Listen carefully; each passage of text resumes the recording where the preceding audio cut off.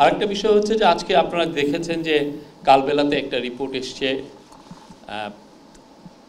আমাদের জনপ্রশাসন সচিবকে নিয়ে, যেটা এটা নিয়ে আমরা খতিয়ে দেখছি যে আমাদের এই রিপোর্টটার সত্যতা কতটুকু,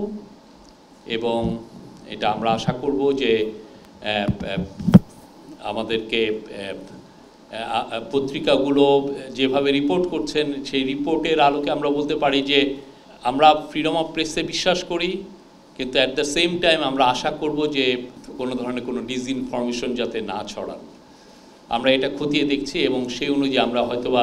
এটা নিয়ে আশা করছি যে একটা হাই লেভেল একটা কমিটি হবে, সেখানে কিছু সিনিয়র জার্নালিস্টকেও আমরা ইনক্লুড করতে চাচ্ছি, just to look into this report weather it is এই রিপোর্টটা বা যে এখানে আসলে রিপোর্টটা ঠিক ছিল নাকি রিপোর্টের মানে যেই ধরনের যে অ্যালিগেশনগুলো আসছে সেগুলোও আমরা খতিয়ে দেখছি।